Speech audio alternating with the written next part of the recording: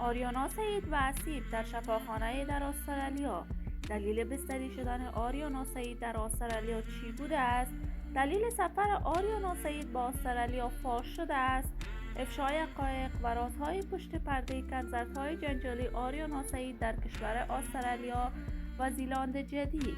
من در این ویدیو پیرامون حقایق همین ماجرا خواهم پرداخت. پس در ادامه با کانال دنیا اینفو باشید.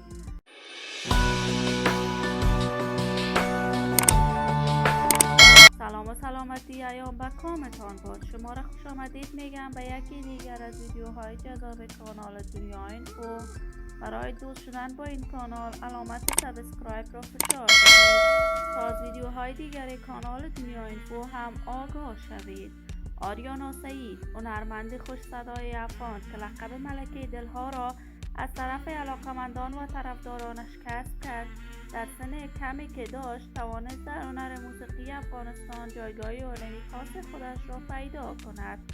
آریانا سعید در کشور انگلستان بزرگ شده بود و از جوانی علاقه به سرودن آهنگ داشت، ولی همیشه با مخالفت‌های خانواده‌اش دست و پنجه نرم می‌کرد تا بالاخره آریانا سعید آهنگش را با جاوید شریف سرود و در میان مردم افغانستان نامش آوازه شد.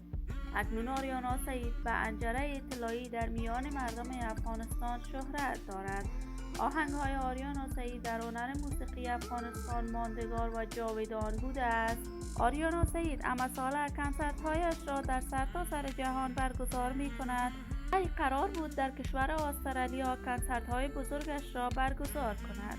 دو کنسرت آریانا سعید موفقانه در کشور استرالیا برگزار شد، ولی در این کنسرت‌ها آریانا سعید بار دیگر لباس‌های جنجالی بر تن کرد که توسط افراد ناشناس در ختم کنسرتش ترور می‌شد، ولی این عمل سوء قصد به آریانا سعید موفقانه نبوده است. آریانا سعید جان سالم به در برده است و اکنون در کشور ترکیه می باشد. این خبر در صفحات مجازی درز کرده است، ولی تاکنون آریانا سعید و اسیب درباره حقیقت این ماجرا ابراز نظر نکردند.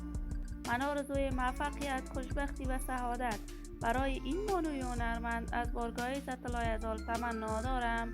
عزیزان و دوستان خوبم، شما هم نظریاتتان را در بخش کامنت با من شریک بسازید. تا هنوز عضو کانال دنیا اینفو نشدید، پس برای عضویت با این کانال علامت سابسکرایب را فشار دهید. صحت و سلامتی برای شما نازنینان از بارگاه عزت الله تمنا دارم. تا درودی دیگر، امیدوارم را به الله منان سپرده. شاد و موفق و خرم باشید.